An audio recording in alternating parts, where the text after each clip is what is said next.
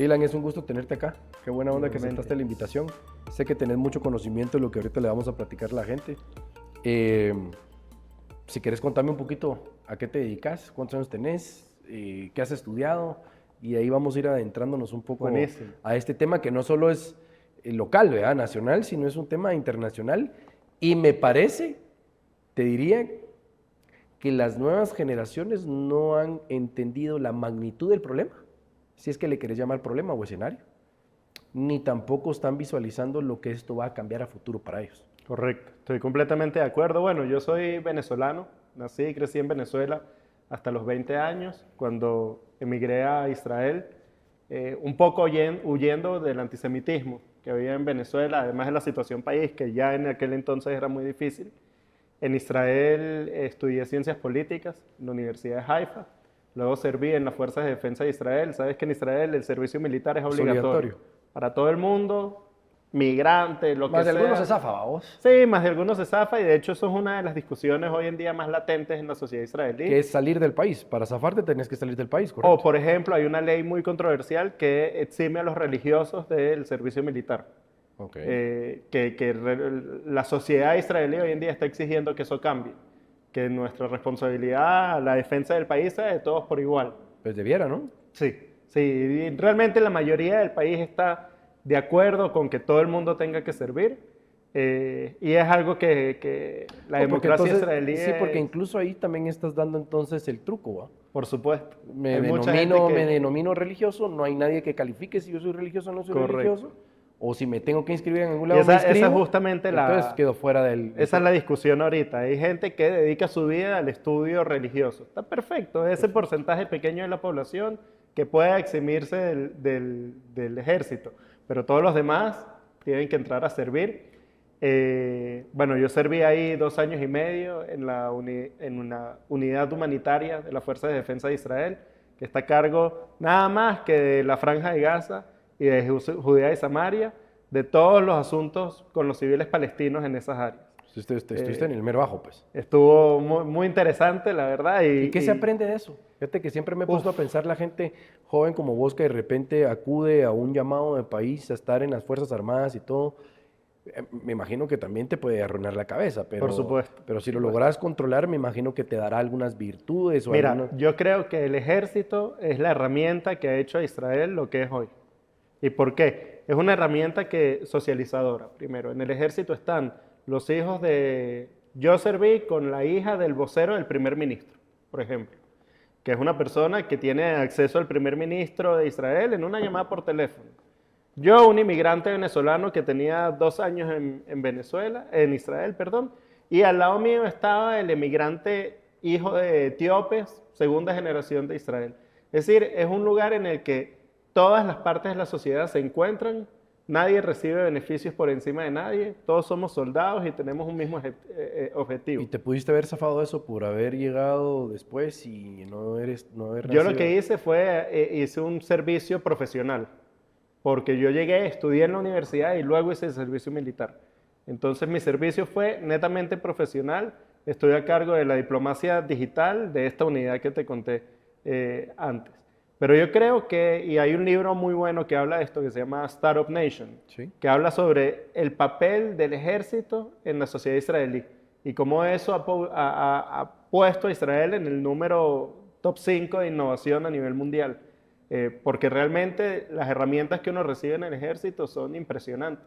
Además del amor a la patria, el saber reconocer tu puesto en la sociedad, que son valores que siento que, hablando un poco del impacto internacional que tiene todo esto, hoy en día están perdidos en muchos países y que realmente valdría la pena recuperar, porque si uno no ama su patria, si no está dispuesto a trabajar por ella, bueno, estamos entregando nuestro futuro en bandeja de plata a alguien que sí lo quiere hacer, que quizás no tenga las mejores intenciones. Y que puedes perder la vida también, ¿verdad? Por supuesto. O sea, es un riesgo, riesgo terrible al que Israel ha estado condenado a vivir bajo esas condiciones desde su independencia, porque el día de la independencia, cuando Israel declara su independencia, en el acta de independencia, una de las primeras frases dice: estamos dispuestos, tendemos nuestras manos a hacer la paz con nuestros vecinos.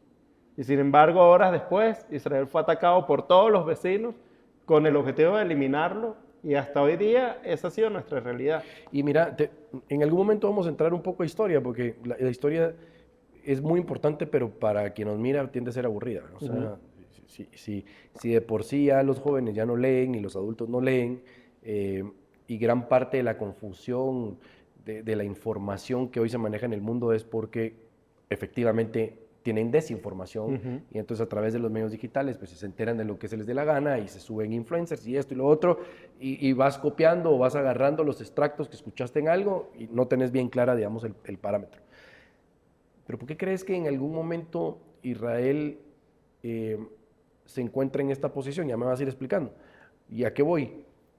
Pareciera como que algunos países sí dijeron en algún momento, mire, la alianza que tenía yo con Israel como que ya no tanto va. Y de repente veías algunas cosas en Estados Unidos, está clarísimo que hay mucha gente que nació en Israel que vive en Estados Unidos que es demócrata, pero los demócratas tienen yo te diría que tienen una interpretación más flexible de lo que está pasando, no son tan rígidos, no respetan, o sea, ni lo mismo que deberían de estar respetando, y obviamente también hay otras potencias. Y entraremos al tema de Guatemala también con acciones que han tomado en votaciones internacionales. Correcto. Pero ¿qué pasó? O sea, ¿qué pasó con Israel? ¿Es un cambio generacional que cae en lo que vos decís que perdimos amor a la patria? ¿Es un tema de autoconfianza? ¿Nos confiamos demasiado que creemos que esas alianzas se van a mantener? ¿Dejamos de ser influyentes? ¿Qué pasó? Te lo pregunto porque sí es un llamado a atención para la gente de Israel, pero también desde afuera uno dice, ¿qué se dejó de hacer? A mí me gustaría quizás empezar del macro y darte una respuesta. Primero, esta situación no es problema de Israel únicamente. Como tú dijiste, correcto, estamos hablando de un nuevo orden mundial en el cual la interseccionalidad es lo que nos está marcando. Hay una tendencia muy grande de querer dividir al mundo entre buenos y malos. Y tú, que eres un hombre blanco, exitoso, que ha trabajado por su éxito, que quizás crees en Dios, que quizás tienes una familia normativa, que quizás proteges la vida, estás en el lado malo de la historia, según la ley de la interseccionalidad. Y el judío está ahí al lado tuyo. Entonces, el cambio que estamos viendo en el mundo, en el cual, por ejemplo, en París, ya las mujeres no pueden andar con el cabello suelto en las calles porque hay ciudades en las que la ley musulmana se ha impuesto sobre la ley francesa. O en lugares como en Estados Unidos, en universidades, donde un joven judío no puede estar con una kipá, con una estrella de David en una universidad porque va a ser perseguido. Es una lucha entre el bien y el mal. Y eso es algo que yo creo que es importante que pongamos sobre la mesa porque Israel, los judíos siempre hemos sido como el canario en la mina. Esta explicación quizás es menos relevante en nuestros tiempos, pero cuando había mineros que entraban a las minas a cavar, llevaban un canario en una jaula, porque el canario es más sensible al gas. Y si el canario se moría, los mineros sabían que tenían que salir. El judío siempre ha sido así. Siempre ha sido uno de los primeros en ser atacados, sin embargo, los ataques no paran con el judío. ¿Okay? Y si vemos lo que está pasando en el mundo, yo creo que la situación de Israel no es ajena a esta realidad. Y a países que eran aliados o incluso partidos políticos, digamos, los demócratas han sido históricamente aliados a Israel. Estados Unidos e Israel es la única democracia en el Medio Oriente, es el único país en ese lado del mundo que comparte nuestros valores, que como tú crees que la libertad de expresión es algo que vale la pena, que las minorías religiosas tienen derecho a celebrar su religión. Mira, en todo el Medio Oriente, la población cristiana solo ha aumentado en un país, es Israel. En todos los otros países del Medio Oriente, la población cristiana ha sido perseguida, asesinada o expulsada. Entonces, eso eran las razones, digamos, naturales de la alianza entre Estados Unidos e Israel, que hoy en día yo siento que el Partido Demócrata, las universidades, Guatemala... las universidades fundadas por millonarios por judíos. Millonarios judíos. Y lo que es muy interesante que eso es impensable, es impensable. Y de hecho muchos de ellos han retirado sus donaciones a universidades después del 7 de octubre. Claro. Pero lo que es más impensable todavía es que frente a nuestras narices hubo una donación billonaria de países árabes a universidades como Harvard, como Columbia, como Princeton. Donaciones de Venezuela, ¿okay? Un país en el que la mayoría de la población se está muriendo de hambre y fundan escuelas de estudio ideológico en Ivy Leagues, en universidades Ivy. Entonces, lo que no nos dimos cuenta, ni tú ni yo, ni el resto del mundo civilizado, es que había una agenda que se estaba manejando en la cual penetraron los lugares que eran naturalmente tuyos y míos, o libres de pensamiento, en los que podías llegar tú y expresar tus ideas. Y de repente, ya no. Pero me vas a decir, Ilan, perdona que te... Dale, dale. Me vas a decir que el judío no se dio cuenta de esto. Es decir, si vos le preguntás a alguien en la calle, no quiero describir mal al judío, pero el judío es un tipo hábil, es un tipo negociante, es un tipo astuto, es un tipo, digamos, trabaja en equipo. Y si vamos a temas de Israel, pues tiene tecnología en términos del ejército. O sea, me vas a decir que, o sea, el judío no se dio cuenta que esto estaba pasando. Yo creo que por absurdo que suene, no nos dimos cuenta. Ni el judío, ni el cristiano. O es que hay judío que ya en su forma de pensar está siendo un poco también más... También. Y digamos, yo siendo un poco abogado del diablo de esos judíos que tienen alguna flexibilidad en y que sus no es hablar mal de ellos, solo es lo que está pasando, ¿no? Es explicar un fenómeno. O sea, el vivir perseguido es agotador. Eso. ¿Okay? El tener que entender que tu identidad va a ser siempre una razón para discriminarte es terrible. Y muchos judíos han optado por bajar la cabeza. Ahora, acá nosotros, la comunidad judía de Guatemala, por ejemplo, es una comunidad necia. Es una comunidad que no deja que le bajen la cabeza. Y que hablábamos un poco de lo que está ocurriendo en Guatemala, que esperamos que sea... ¿Crees que ha sido necio? Describime qué es ser necio. Porque cualquiera te pudiera decir, a ver, han habido votaciones a nivel internacional que pudieron haber sido un shock para la comunidad y obviamente para Israel y demás. Y vos me dirás qué reacciones hubo por parte de la comunidad o por el embajador aquí en Guatemala de Israel. No sé si fueron muchas. Mira, te voy a decir... no te quiero decir que tenían que haber armado al gran clavo, solo es... ¿Crees que se hizo lo suficiente? Yo creo creo dos cosas en el caso de Guatemala. Yo viniendo de un país del que me fui por el antisemitismo, ¿ok? Primero, Guatemala e Israel son naciones que se aman, más allá de cualquier político que ocupe un cargo momentáneo en nuestro país, ¿verdad? Evidentemente, la decisión de Guatemala de apoyar a la fundación, al reconocimiento unilateral de un Estado palestino, que fue lo que se trató de hacer en Naciones Unidas, fue una decisión errada, no por el hecho de que exista o no un Estado palestino.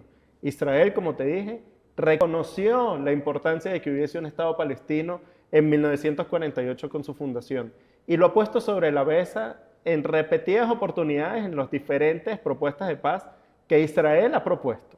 ¿Okay? Acuérdate que de la Franja de Gaza Israel se retiró unilateralmente, sin que nadie se lo pidiera, como un paso hacia la paz. Es decir, no hay nadie que crea más en la paz y en el futuro de la creación de un Estado palestino para vivir en paz con nuestros vecinos que el judío. Te voy a decir un ejemplo antes de entrar a responder tu pregunta. Yo tengo dos hijos, uno de 2 años y uno de 3 meses. Los dos son israelíes. Eso significa que en 16 años yo voy a ver a mi hijo entrar al ejército. ¿Tú crees que hay alguien más interesado en la paz que yo? Para mí la paz tiene fecha. Yo necesito que de aquí a 16 años haya paz. Porque mi terror como padre es mandar a mi hijo a la guerra. Y así somos todos los israelíes. ¿Okay? No hay nadie más interesado en una solución pacífica al conflicto que el pueblo judío. Sin embargo, esta resolución que se trató de pasar de manera unilateral en Naciones Unidas lo que viene a hacer es premiar al terrorismo, al grupo terrorista Hamas, que el 7 de octubre entró y asesinó a 1.200 personas. Es el asesinato de judíos más grande en la historia después del Holocausto. ¿Ok? Para que entendamos la magnitud de este evento.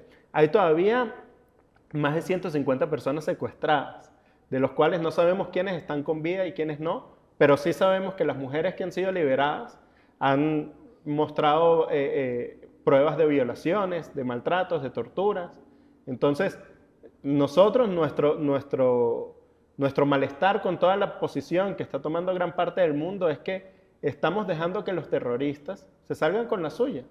Y eso fue lo que hizo el voto de Guatemala. Y fue un voto históricamente incorrecto porque Guatemala siempre ha estado del lado de Israel por los valores que compartimos. Y fue un voto que nosotros salimos a condenar públicamente. Y después de las votaciones publicamos un comunicado en el cual expresábamos nuestro rechazo y del cual recibimos, gracias a la sociedad guatemalteca, muchísimo apoyo de parte de 12 de los 16 partidos que integran el Congreso, de la comunidad evangélica. ¿Y respuesta del gobierno? Y la respuesta del gobierno fue tratar de... ¿Pero lo recibió? ¿Ustedes pidieron audiencia? ¿Les explicaron? Porque aquí no era, mire, dígame si hizo bien o hizo mal. Explíqueme cuáles fueron las razones detrás Por supuesto. de derecho a esto. Que ustedes estaban en su derecho a hacerlo. Claro. Y la pregunta es si lo recibieron y les dieron una explicación. Mira, nosotros recibimos una explicación no directamente de que el gobierno está jugando el juego de las Naciones Unidas, ¿ok?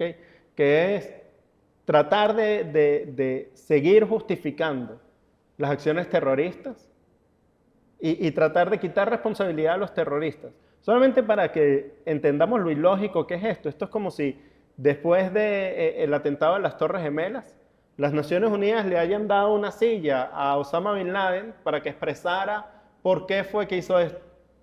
Eso es lo que está haciendo el mundo hoy en día con Israel. Pero la explicación, ¿quién te la dio? O sea, por eso te digo. La explicación fue pública, fue la misma que recibiste tú o cualquier persona que vio las declaraciones del presidente después. En CNN, por ejemplo, en una entrevista que dio, en las que explicaba que la relación entre Guatemala e Israel no cambió, pero que ellos estaban apostándole a la postura de Naciones Unidas, digamos.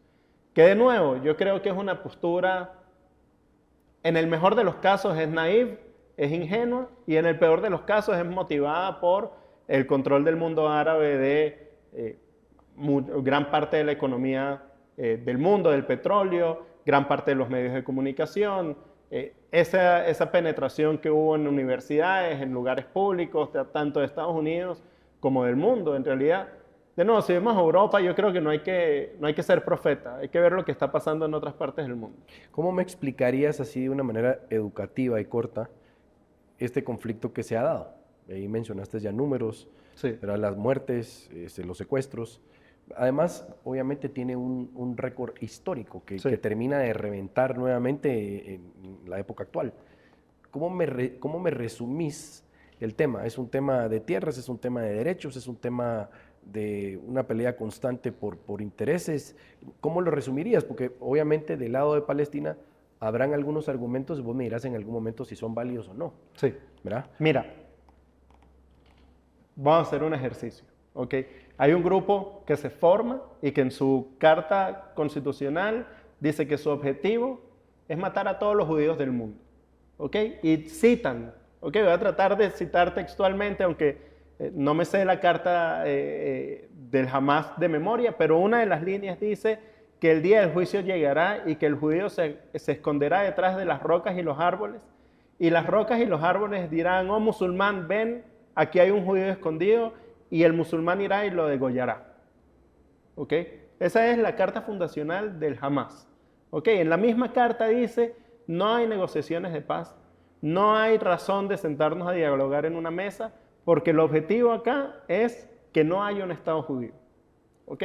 Eso te lo pongo por un lado. Por el otro, 2007 fue la última propuesta de paz. ¿Ok? En esa propuesta de paz, Israel ofreció desconectarse, salir completamente del más del 90% del territorio. Ofreció un pago histórico para tratar de darle un arranque al Estado palestino. Ofreció apoyar la creación de instituciones palestinas sólidas. Hasta hoy en día no se ha recibido una respuesta sobre esa propuesta. 2005, como te dije, Israel se retiró de la Franja de Gaza. No había presencia israelí en la Franja de Gaza desde el 2005. ¿Ok? Entonces, poder decir que este es un conflicto territorial me cuesta mucho trabajo, porque el territorio ha estado ahí sobre la mesa. Entre 1948 y la Guerra de los 6 días, el territorio no estuvo en control israelí. La Franja de Gaza estuvo controlada por Egipto y Cisjordania, Judea y Samaria por Jordania. Y no crearon un Estado palestino. Y nadie nos preguntamos por qué. Porque aquí el tema va mucho más allá. Yo siento hoy en día que la mayoría de la población palestina quiere la paz. Son gente normal y corriente que quiere llegar a su casa y poder darle de comer a su familia y que sus familias tengan. El liderazgo palestino no comparte eso. El liderazgo palestino entendió que su postura de víctima es única y es muy importante.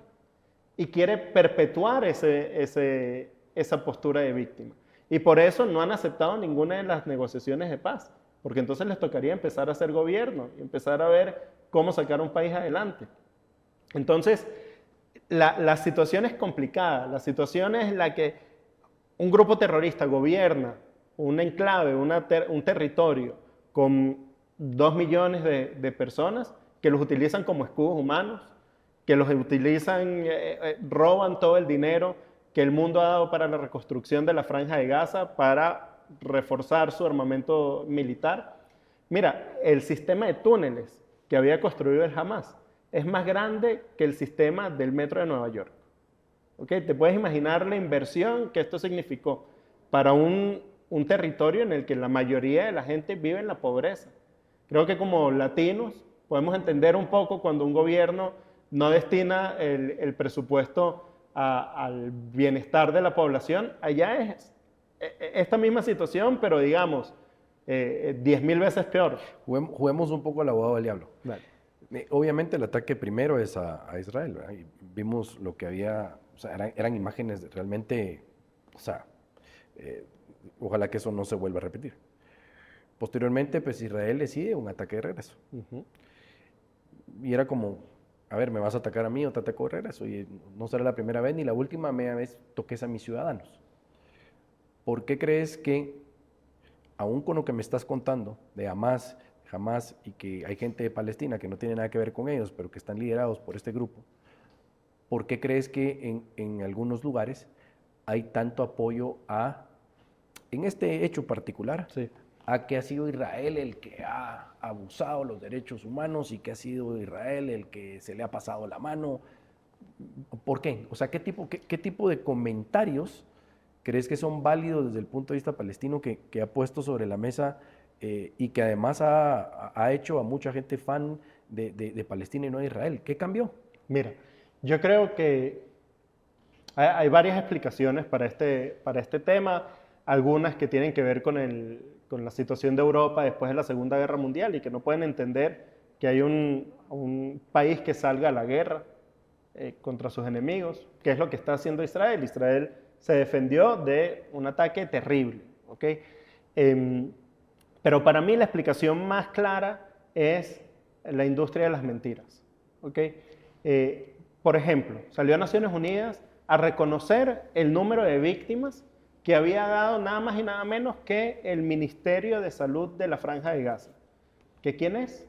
Es uno de los militantes del Hamas. Un terrorista del Hamas es el ministro de Salud en la Franja de Gaza, ¿ok? Entonces ellos salieron diciendo que había 30.000 muertos. 2 meses después tuvieron que retractarse y decir, perdón, la estimación es más o menos de la mitad, ¿ok? Entonces, ¿qué es lo que ocurre? Cuando uno acepta a un grupo terrorista como una fuente, digamos, confiable de noticias, estás empezando mal, ¿verdad? Eso es como, digamos, es absurdo, es como si, y yo creo que alguien que lo puso muy bien sobre la mesa fue Bukele en El Salvador, que dijo que apoyar al Hamas era como apoyar a la Mara Salvatrucha. Era como decir que el mundo saliera a defender a los mareros, porque imagínate, los estaban metiendo presos. Es lo mismo acá. Lo que pasa es que acá el mundo sí se está poniendo del lado de un grupo terrorista. Ahora, tú me pides explicarte por qué. Te digo, tengo muy poca esperanza en el mundo, porque eso nos pasa hoy a nosotros, pero mañana, ¿qué es lo que va a pasar? Por eso te decía, porque he visto múltiples programas. Este no será el primero ni el último programa donde se discute la problemática, la historia, las consecuencias del hecho, y ves gente muy capacitada y con mucho conocimiento que son palestinos que te dan argumentos como para decir, mire, pero es que hay que separar los dos grupos. Y digamos en el contraataque que hubo, pues hubo gente inocente que también murió, pero a ver, y alguien le preguntaba así, pero pero también en el primer ataque hubo gente también que... Por que- supuesto. bueno, pero es que esos no fueron los palestinos en general, fue ese grupo organizado. Sí, ¿verdad? Sí. Pero digamos, aquí estamos metidos en un tema donde ustedes vinieron aquí, mataron a nuestra gente y nosotros fuimos para allá. Y obviamente entra, como te decía, el tema de los derechos humanos. En dónde crees que esto, en dónde se le prendió la chispa a esto otra vez? Porque, a ver, te tiro otro comentario. Me dicen, y lo leía, que la inteligencia y los sistemas militares de Israel son los mejores. Ujú. Y entiendo que los ataques fueron sorpresivos y que fueron, ¿verdad? Y que digamos, las autoridades de Israel no se dieron cuenta. Y esa era otra pregunta, digamos, que el mundo se hacía. Así ¿Cómo es. así? Pero si tienen todos los sistemas de cuidado y están en ataque constante, ¿cómo pasó esto sin que, digamos, la inteligencia de Israel no se diera cuenta? Sí. Eh, ¿Y crees que hay alguna explicación al respecto de esto? Yo creo que la va a haber, pero todavía no estamos ahí. Todavía no estamos en el momento en el que la justicia israelí se va a sentar a entender cómo pasó esto. El ejército tiene mucha autorreflexión que hacer. Es decir, como tú dices, la mejor inteligencia del mundo, sistemas tecnológicos de súper avanzada que permitían controlar la frontera. Todo eso falló. Entraron 3.000 terroristas el 7 de octubre. ¿Ok? 3.000 terroristas que entraron en jeeps, en motos, como Pedro por su casa. Sí, o como sea, decimos. ¿cómo? Fue terrible. Hoy en día no te tengo una explicación. Creo que el pueblo de Israel ha entendido que un problema a la vez. Y ahorita estamos resolviendo un problema existencial, que es el conflicto con el Hamas. Una vez resuelto ese problema, estoy seguro que va a haber diferentes sistemas de investigación para ver cómo fue esto ¿Y posible. cómo se resuelve ese problema con Hamas según tu interpretación? Mira, Hay que eliminarlos. la postura de Israel ha sido no más. Desde el 2005 hemos vivido bajo la amenaza constante del Hamas. No es el primer conflicto que tenemos con el Hamas. ¿Ok? Esto ha sido Claro. guerra tras guerra, cada año, cada 2 años. Israel ya dijo, no podemos construir un país así. Tenemos que eliminar al Hamas. Y después hay que ver qué se hace con la población civil de la Franja de Gaza. Me hablabas de qué fue lo que prendió esta chispa. Sí, porque ha estado candente siempre, pues sí. esto siempre ha sido así. Sí, pero este ataque ¿qué fue pasó? sin precedentes. Algo prendió la chispa. Va, te voy a decir, yo soy politólogo, te voy a dar mi opinión personal. ¿Okay? Mi opinión es que Israel estaba a punto de firmar la paz con Arabia Saudita. Arabia Saudita e Irán están en una guerra fría, constante en el Medio Oriente. ¿Okay? Son chiitas contra sunitas. Es toda una explicación del mundo islámico que, digamos, daría para un programa solo del mundo islámico, ¿no? Israel, al estar a punto de firmar la guerra con Arabia Saudita, le prende la alerta a Irán. Porque imagínate esas dos potencias del Medio Oriente aliadas. Entonces Irán hace lo que siempre ha hecho, que es utilizar a sus proxies, a sus enviados en diferentes partes para desestabilizar. Y eso fue lo que pasó con Hamas. ¿Okay? Ellos recibieron una orden que seguramente, y se ven, hemos visto entrevistas que le hacen a la gente en la Franja de Gaza, al palestino de a pie, diciendo, condenamos al Hamas por habernos hecho esto. Estábamos relativamente en calma. Había habido ya varios años de paz. Había un florecimiento de la Franja de Gaza. Y de repente lanzan un ataque brutal que sabían cuál iba a ser la respuesta.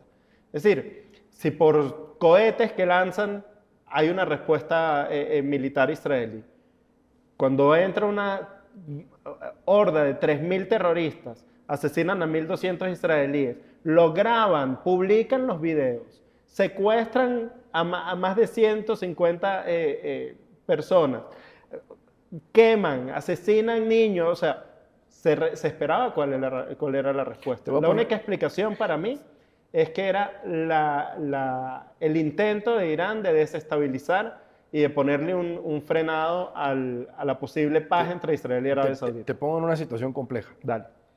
Si a tus argumentos tuviera que contestar alguien de Palestina con conocimiento, ¿qué te argumentaría? O sea, ¿cuáles son aquellas frases, aquellos contraargumentos que utilizaría para decir, miren, sí ha habido un abuso de Israel, sí ha habido esto, sí ha habido lo otro, no es como lo están planteando. ¿Cómo defendería, digamos, su postura? Mira, yo creo que... Y que no tenés que estar de acuerdo con ella, solo es No, por como supuesto, para... yo te doy la lista, la línea argumentativa y también te la puedo ir explicando, pero el argumento principal es el hecho de las fuerzas, ¿verdad? Israel es un país que en 76 años se ha vuelto una potencia y la autoridad palestina no. Entonces siempre el argumento del fuerte contra el débil va a estar sobre la mesa, ¿ok? Por supuesto que si hacemos un poco de zoom out, nos damos cuenta que Israel es menos del 1% del Medio Oriente. Es decir, hay un montón de países árabes con muchísima más fuerza que Israel. Israel es el tamaño de Petén, ¿ok? Tiene 6 millones de habitantes, 8 en el último censo, si mal no recuerdo. El mundo árabe es bastante más grande que eso, ¿no? Pero esa siempre es una línea argumentativa, ¿ok?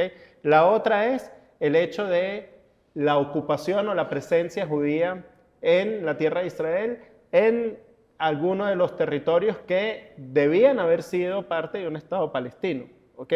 Correcto. Que de nuevo, eso en la Guerra de los 6 días, Israel conquista todo este territorio y al día siguiente pone devolver los territorios sobre la mesa. ¿Okay? Esto es algo que quizás no mucha gente sabe, pero está documentado completamente. Israel después de la Guerra de los 6 días dice, no, es que yo no quiero este problema. Agarren su territorio y creen su Estado. Y hay una famosa declaración de los 3 no, en los que el mundo árabe, no palestino, porque no había un liderazgo palestino formado firme para ese entonces, sino el mundo árabe en general decide que no va a reconocer al Estado de Israel, no va a negociar con el Estado de Israel y no va a haber paz con el Estado de Israel. Y desde entonces Israel tiene que ver cómo administra esto. En los 90 se hace el acuerdo de Oslo y se crea la Autoridad Nacional Palestina, que es creada por Israel y por los Estados Unidos. Es la primera vez que los palestinos tienen un gobierno. Es creado por Israel y los Estados Unidos pensando en una hoja de ruta en la que se llegue a la formación de un país palestino, ¿ok? Y eso lamentablemente no se da. Pero ese es uno de los argumentos palestinos más fuertes, digamos. El hecho de que hoy todavía no tienen un Estado. Y yo creo que es un argumento válido, es un argumento que está sobre la mesa de la sociedad israelí. Y que Israel, o los líderes israelíes, no saben qué más proponer para que sí haya un Estado. De nuevo, la última propuesta fue de casi la totalidad del territorio que se había acordado después de la Guerra de los 6 días, la línea verde que se llama, que es una línea de amnisticio, un cese al fuego, la devolución a la administración palestina sobre todo ese territorio, remuneraciones, apoyo para formar las instituciones, y no se aceptó. Entonces, a mí me cuesta mucho entender o dar un argumento coherente, porque creo que la coherencia quedó fuera de la mesa. Creo que lo único que hay es una cuestión visceral, quizás más de orgullo, más de, ok, quizás el liderazgo palestino quisiera que no estuviera el Estado de Israel. A nivel geopolítico, vámonos a las esferas más altas de cada país y digamos los círculos de poder y políticos que influyen mucho y que se meten en este tipo de cosas. ¿Crees que han incitado o por el contrario han ayudado, digamos, a que este conflicto pare? Porque en algún momento sí escuché que habían otros países árabes que decían, ok, hay problemas ahí, hay guerra o hay un conflicto y pues entonces también me voy a sumar yo. Entonces me voy en contra de Israel o como sea. El peligro, digamos, latente sigue siendo igual que como inició. Y si es cierto, ¿crees que esto pudiera caminar a otros lugares más peligrosos? Sí, 100%. Ahí tenemos que entender que desde que el conflicto en el 7 de octubre inició, ¿quién habla de Ucrania y de Rusia? ¿Quién habla de las matanzas que hay en los países árabes donde hay guerras constantemente? Todo el foco del mundo parece estar en un conflicto que a nivel, si lo vemos a nivel militar, es mucho menor a los otros conflictos que lo rodean, ¿ok? Y sin embargo, mira, está funcionando porque la mayoría de los reportajes televisivos hoy en día de noticias internacionales se van a Israel y a la Franja de Gaza. Ya se nos olvidó que Ucrania está luchando una guerra contra Rusia. ¿Ok? Entonces, hay ese tipo de intereses y de nuevo, Irán es el mayor patrocinante del terrorismo en el mundo. Hay que acordarnos que en nuestro continente, en Latinoamérica, los únicos atentados terroristas que han sido patrocinados por una nación extranjera ocurrieron en Argentina, 2 atentados terroristas en contra de la Embajada de Israel y en contra de la comunidad judía argentina, patrocinados por Irán. Un atentado en Panamá, patrocinado por Irán. Es decir, el sistema de proxies, de utilizar a grupos alejados, digamos, no entrar en un conflicto país contra país, sino país contra milicia, contra grupo terrorista, es el modus operandi de Irán. Jamás en un territorio como la Franja de Gaza, nunca hubiese podido tener el poderío militar, la infraestructura de túneles, la infraestructura de terror que tienen sin haber recibido apoyo de un país como Irán. No, y veo que estaba leyendo un poco y cuando hablábamos del presidente de Guatemala que da sus declaraciones, el presidente vivió en Israel, ¿no? Tiene mucho conocimiento del tema, seguramente también sabrá mucho sobre el tema de Palestina. ¿Qué otras resoluciones pudieran venirse para ustedes de parte del Estado de Guatemala? Y una pregunta puntual, para los judíos, ¿es una decepción lo que vieron de parte de este gobierno? ¿O cómo lo toman? Sí, sin lugar a dudas, para la comunidad fue decepcionante ver que Guatemala tomara esta postura. De nuevo, no por la posibilidad de que exista un Estado palestino. Ya te expliqué anteriormente que no hay nadie más interesado en la paz duradera que nosotros, sino en el momento. ¿Okay? Después del atentado terrorista más grande, no es un buen momento para premiar al liderazgo palestino. ¿Okay? Entonces, ¿qué considero yo? Yo considero que el gobierno trató de ver esto y es algo que nos pasa muchas veces, con lentes occidentales. Tratar de entender que este es un conflicto territorial o que es un conflicto que se puede resolver en una mesa de negociación, cuando lamentablemente hay muchas otras agendas que son más complicadas de resolver que esta. ¿Qué lección crees que tiene el judío en particular, que no vive en Israel, pero que vive en países como estos, donde de repente pues, llega la información, te molesta, buscas impulsar los principios del Estado de Israel y todo lo demás? ¿Crees que hay una lección? Hay una lección a ya no nos son tan leales como creíamos. Eso implica que entonces nuestras comunidades en cada país tienen que ser más cerradas de lo que ya son. Tiene que haber una lección. Y principalmente porque, a ver, los liderazgos han cambiado. Y no te digo solo en Guatemala, los liderazgos de las comunidades judías en países extranjeros han cambiado. Las formas de hacer política, las formas de externar, digamos, tus postulados son diferentes. Sí. Y yo creo que hay hijos de judíos que ya no, o sea, como que ya no están tan entendidos de lo que ha pasado, ni mucho menos respetan con tanto auge el tema del pueblo de Israel. ¿Qué lección obtienen las nuevas generaciones y las comunidades en cada país de lo que sucede? Mira, las lecciones que yo me llevo son las siguientes. Primero, tenemos que ser más vocales, tenemos que educar más y tenemos que educarnos más. Tenemos que entender que el día en que nos vengan a perseguir como judíos, a nadie le va a importar si somos o no practicantes, si somos o no... O sea, ¿estás de acuerdo que un escenario peor para un judío no hay, pues? O sea, ahí está la muestra. Mira. Y que eso ya pasa cosas en Europa, como bien lo mencionabas. Pues no pasa tal vez en estos países, pero... No pasa todavía. Pero puede ser que en algún momento pase. Sí. Entonces, bien decías, más vociferantes, seguramente con mayor valor para respetar sus cosas. ¿Y crees que eso es porque, digamos, las nuevas generaciones han cambiado y entonces los liderazgos antiguos eran un poco más...? Mira, yo creo que la comunidad judía no es ajena al cambio mundial, ¿verdad? Cada vez vemos más jóvenes con más dificultad en definir sus identidades o menos valores. Y que esa no es una opinión tuya y mía, es la percepción eso es lo que hay. Es lo que hay en el mundo en general, digamos. Mi generación está ahí al borde, ¿no? Yo tengo 33 años, las generaciones más jóvenes son todavía más complicadas. Yo creo que como judíos somos parte de la sociedad y eso nos está pasando a todos. Pero creo que esto fue una patada en la mesa para decirnos, despiértense.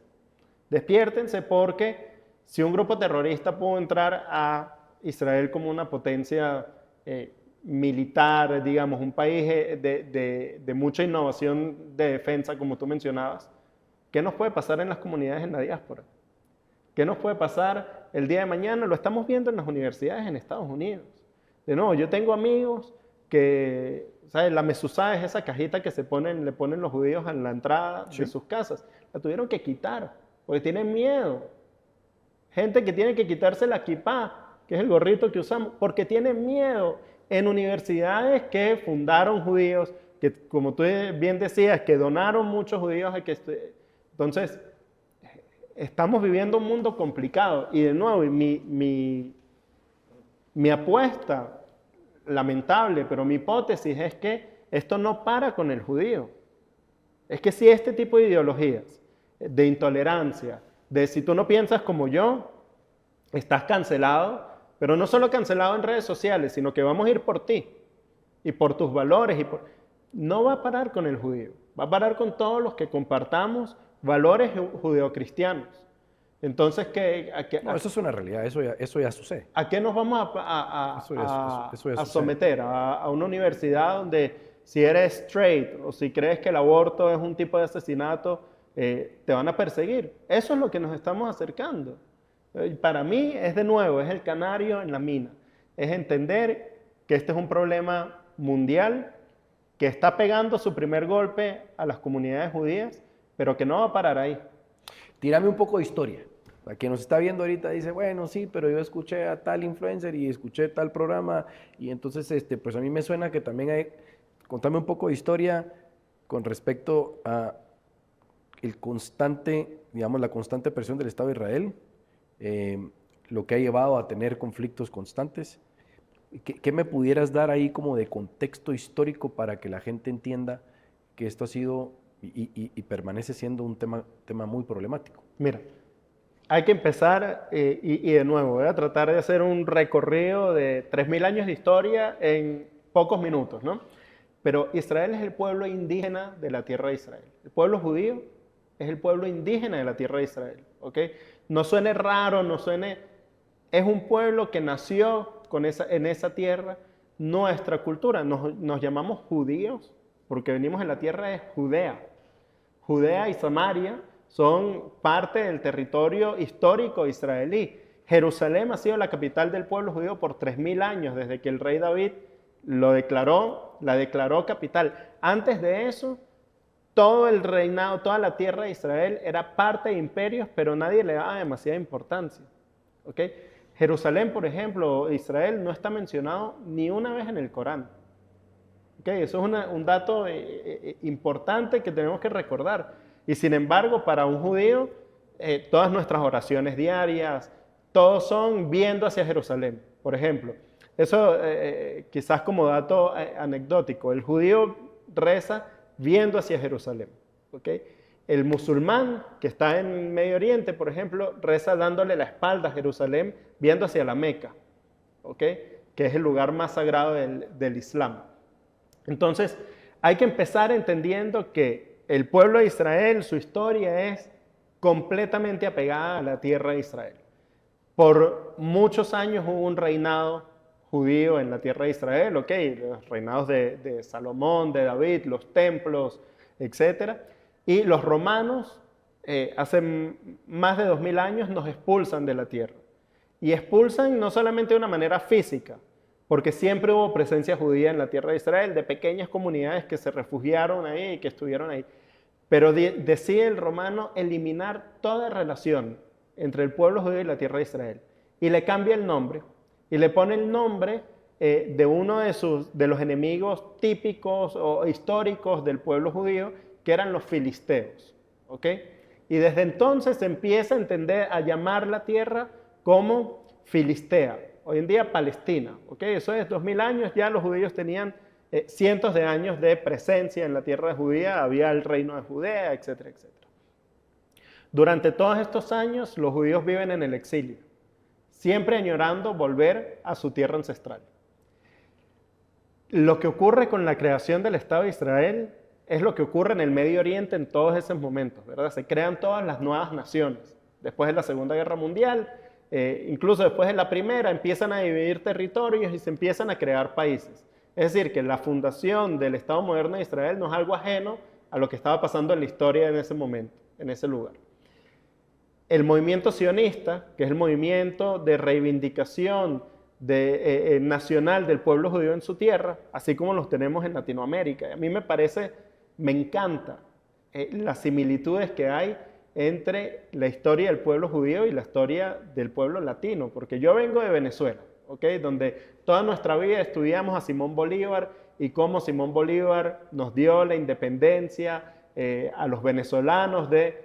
Eso es lo mismo que hicieron los sionistas, crearon un movimiento de liberación nacional en el cual dijeron, muchachos, nos están matando en todo el mundo, nos están persiguiendo en todo el mundo, porque ya en el momento de la creación del sionismo había pogroms, ataques a poblaciones judías en Europa.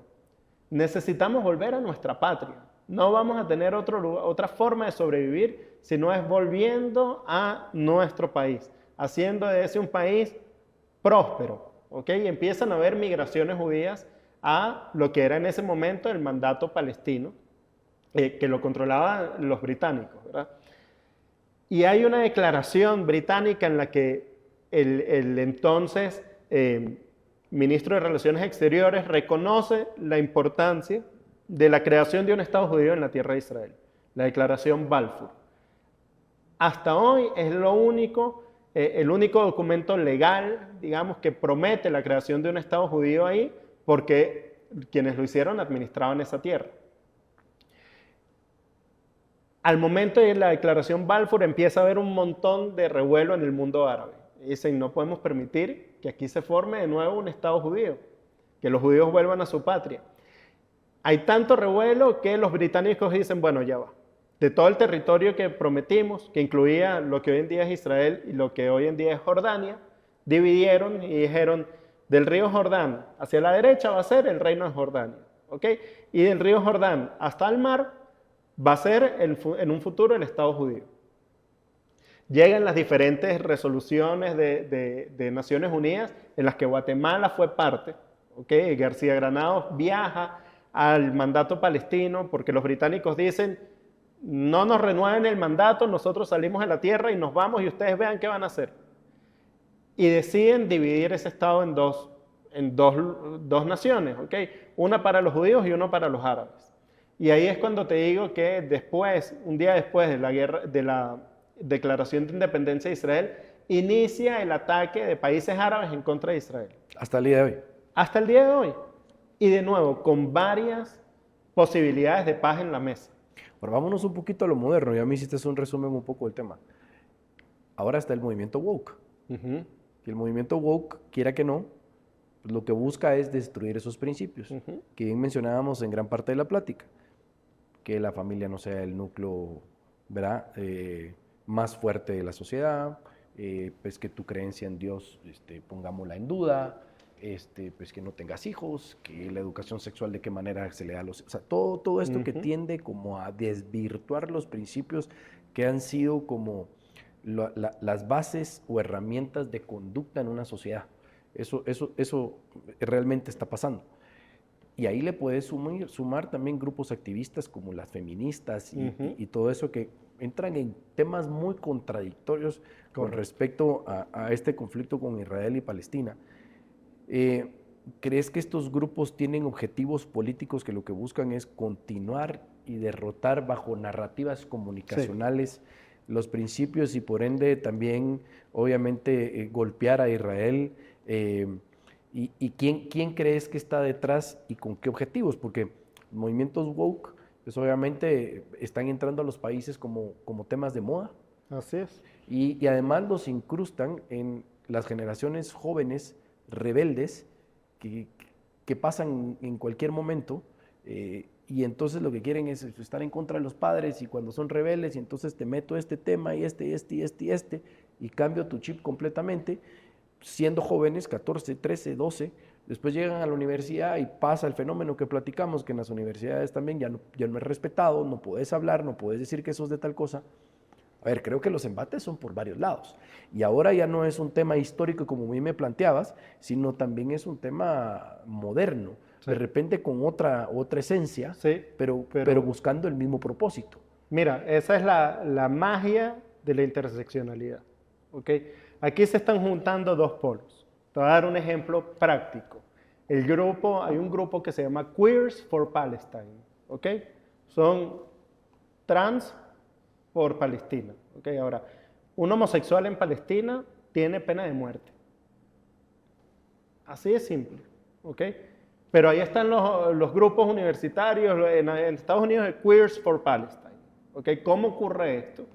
Esto ocurre en la interseccionalidad, en los que grupos postmodernistas que quieren acabar con toda esta estructura que tú bien mencionabas, la familia, la religión, etcétera, etcétera, se unen con grupos que también quieren acabar con el status quo, que son los grupos islámicos radicales, y se unen con un enemigo en común, que no es el judío, es el establishment, es la sociedad normativa como tú y yo la conocemos y la compartimos. ¿Okay? Pero hay dinero detrás, o sea, Por supuesto, por supuesto. Esto Sí, debe sí. ser un movimiento sumamente fundado. Claro, porque es que no son movimientos que se unen de la nada, pues. No, Y no. como bien dices, o sea, son características que si las hubieran dicho en su país, pues hubieran pasado otras cosas. Pero va más allá la pregunta y te digo que tal vez estamos siendo en nuestra visión, estamos siendo muy cortos y estamos siendo poco analíticos.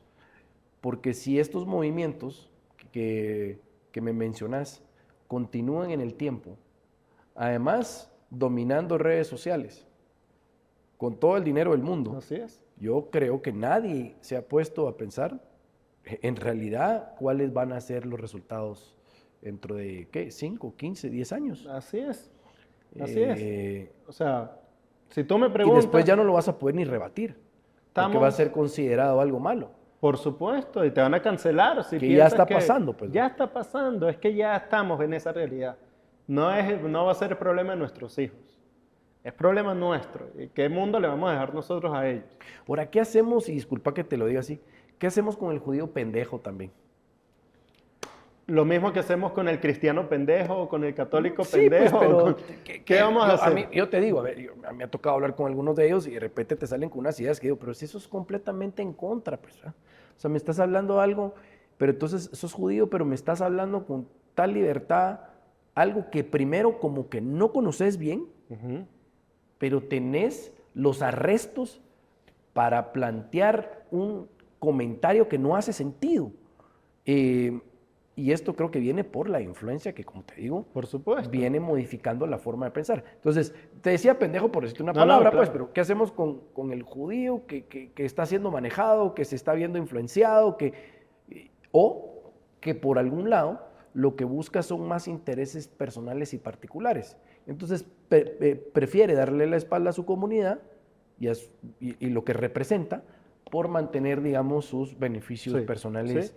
Que puede ser plata, puede ser todo lo que querrás. Aceptación. Pero digamos, sin ser drásticos, el proceso sería identificarlos y hacerlos a un lado. Obviamente no estoy hablando de violencia, pero debiera ser eso, ¿no? Es decir, como en cualquier empresa, como en cualquier lado, vas a sacar a la gente que no te es eficiente, que no cumple con los parámetros, si querés, de ética de esa empresa, que no te da los resultados, los KPIs. Y aquí me parece que hay que encontrar... Mira, yo creo que en una sociedad porque son los que más daño hacen. Por supuesto. Y van a seguir haciéndolo. Y van a seguir existiendo, ¿Entiendes? obviamente. ¿Qué va a hacer? O sea, es lo mismo que cuando ves a... Seguramente te has topado gente Por que supuesto. decís, déjame aclarártelo, pues, ¿verdad? Porque si nosotros no estamos claros... Clarísimo. ¿Cómo vamos a salir a la calle a explicar? Pues si vos no lo tenés claro. Por supuesto que y estás en esta comunidad y no entendés. Mira, yo creo dos cosas. Primero, el tratar de idealizar al judío es un error. Pues somos parte de la sociedad. Hay gente buena y hay gente mala. Hay gente más conocedora y menos conocedora. Digamos, igual que como cualquier otro pueblo, deberíamos poder darnos el lujo de tener gente pendeja, como dijiste tú. Lo que pasa es que te digo esto porque... El impacto es mucho mayor, estoy completamente pero de es que acuerdo. te digo porque también la percepción de afuera es que el judío es muy unido. Sí, bueno, ¿verdad? La triste realidad es que, como todas las sociedades, el judío ha podido ser muy unido en los tiempos de Salomón, cuando vivíamos todos en el templo. Ahora tenemos más de 2000 años en el exilio. Pero Entonces, pudieran ser unidos para los negocios, pues. Tal sí, vez. y tal las vez no en lo comunidades demás, siguen ¿verdad? siendo muy unidas. Y yo creo que sí es algo que nos caracteriza, el hecho de vivir en comunidades y vivir en la mayoría muy unidas. Sin embargo, pueden haber excepciones a la regla, ¿no? Eso por un lado. Ahora, por otro lado, yo te digo, respondiendo a tu pregunta de qué vamos a hacer de aquí en adelante. Yo acabo de regresar hace 2 días de un congreso en el que la pregunta era: ¿cómo sigue el mundo judío después del 7 de octubre? Correcto. ¿Ok? Esa era la pregunta, un think tank en el que nos reunimos 140 representantes de comunidades a pensar eso. Y que vienen generaciones con otra forma de pensar. Entonces, mi postura es la siguiente. En un mundo de antivalores, nuestras comunidades tienen que enfocarse en sus valores. ¿Ok? No podemos darnos el lujo más de poner eso en segundo plato. Yo, como judío, no solamente como judío, sino como judío que entiende y respeta los valores judeocristianos que han sido la base de nuestra sociedad como la conocemos, yo tengo una nueva misión a partir del 7 de octubre, y es que me despertaron de golpe, muy doloroso el golpe, y me dijeron: mira, acá hay 2 opciones: o pierdes tu identidad y te asimilas, y no solamente asimilarse desde el punto de vista del judaísmo, sino que dejas de pensar que los 10 mandamientos son lo que es, que la familia es el ente central de la sociedad, etcétera, etcétera, etcétera, o empiezas a ser vocal sobre esto. Y mi invitación es que lo terrible es que el mundo judío, somos 12 millones de judíos en el mundo. That's it. Si creemos que esta lucha es solo de los judíos y que los judíos somos los que los vamos a ganar, estamos fregados. Y los que nos están viendo, les recomiendo que vean un capítulo anterior al tuyo, o 2 anteriores al tuyo. Un teólogo, escritor, además es catedrático muy bueno, que se llama Gonzalo Chamorro.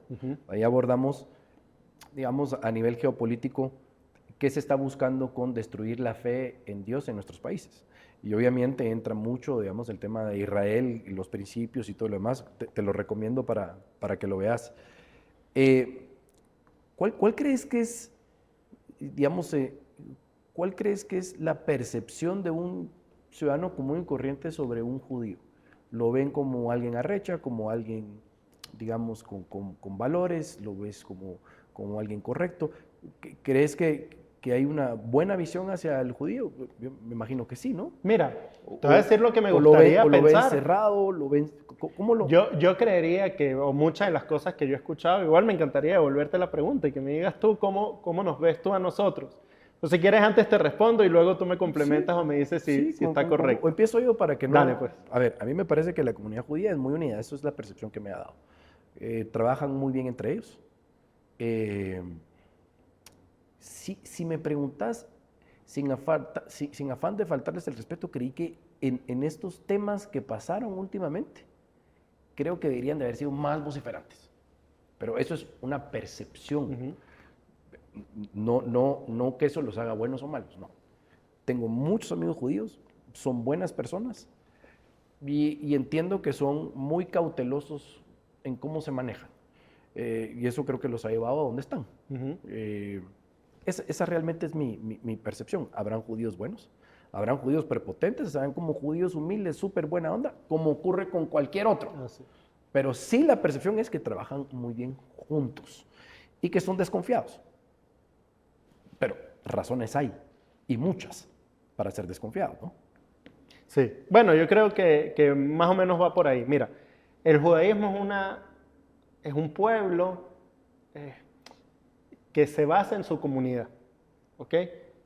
Digamos, en el rezo judío, si no hay 10 hombres, no se puede hacer el rezo completo, ¿ok? Eso ya de una vez te obliga a que tu rezo no es solo en tu casa encerrado, no, es en comunidad. Por eso, cuando los judíos van a un país, lo primero que hacen es crear una comunidad, ¿ok? Porque para nosotros vivir en comunidad es necesario, si no, no existe el judaísmo, ¿ok? Entonces yo concuerdo contigo, que somos una comunidad muy unida, que ha sufrido mucho históricamente y que por eso somos desconfiados o cerrados, o que creo que en Guatemala es mucho menos el caso, ¿ok? Acá hay instituciones abiertas a la sociedad guatemalteca, nuestros niños estudian en escuelas no judías. Yo en Venezuela, por ejemplo, estudié 12 años en una escuela judía, solo con compañeros judíos, era una comunidad mucho más grande, ¿no?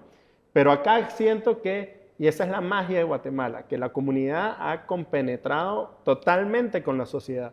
Por los más de 110 años que lleva la comunidad judía acá, el compromiso ha sido con la sociedad guatemalteca. ¿Okay? Por eso hay tanta obra social hecha por judíos en Guatemala. Por eso hay tanto compromiso con instituciones locales como universidades, dirigidas o financiadas o motivadas por miembros de nuestra comunidad.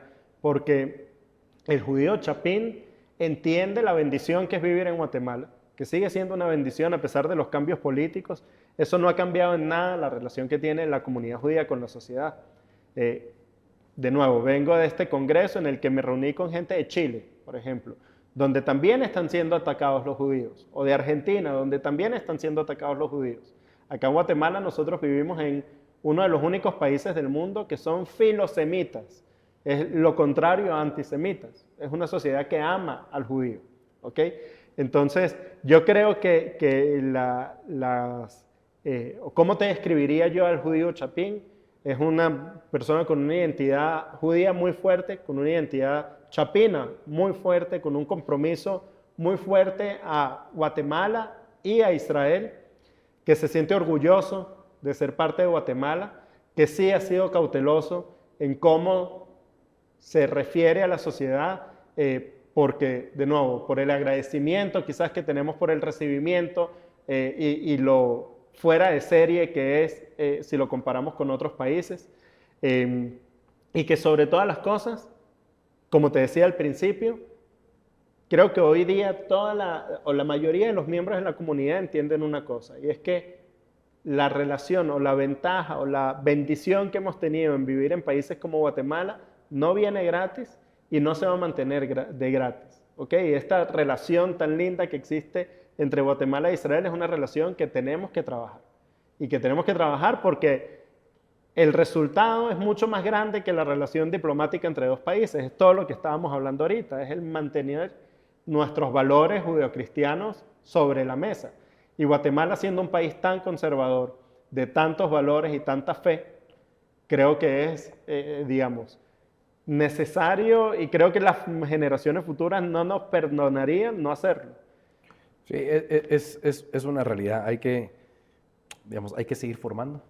Yo te agradezco, Ilan, por la plática, porque creo que tocamos desde varios aspectos el tema de la problemática, obviamente el conflicto armado que se está dando ahí. No sé cómo le llaman ustedes, si es guerra, si es conflicto armado, ¿ok? Históricamente nos hiciste un muy buen resumen sobre lo que sucede. Y me quedo con algo, que es que cómo vamos a formar a las generaciones del presente para que el futuro no sea más complicado. Y eso suena bien simple, pero creo que muchos no lo comprenden. Y que vos estés ligado, pero que además tengas la percepción de otros países como lo tuviste en ese foro, te va a ayudar efectivamente a seguir fortaleciendo los principios, ¿verdad? Porque de lo contrario creo que los problemas se van a seguir acrecentando y creo que es nada más el mantenerse aliados lo que los va a permitirse a ustedes crecer, ¿verdad? O sea, no hay de otra. Te agradezco mucho por haber venido. No, mil gracias a ti. Yo, para cerrar, mi reflexión sería quizás a que dejemos de ver el 7 de octubre como un problema judío, así como el Holocausto no fue un problema solamente de los judíos, sino de la humanidad en general, y que dio todas las consecuencias que dio, como la Corte Penal Internacional, la definición de un genocidio. Despertémonos como sociedad, porque el 7 de octubre los judíos pusimos las vidas, pero el ataque no fue contra los judíos, fue contra todos aquellos que tengan los mismos principios y valores judeocristianos, que estamos bajo ataque. Así que la invitación es a que nos unamos en esos esfuerzos, a que creamos puentes para luchar juntos contra este nuevo mundo que se nos quiere imponer y que no podemos dejar que se imponga. Así que muchas gracias. No, a ti, Ilan, gracias. Yo creo que muy fructífera la plática. Creo que hay poco conocimiento sobre el tema. Y falta de acción de quienes pudieran hacer más.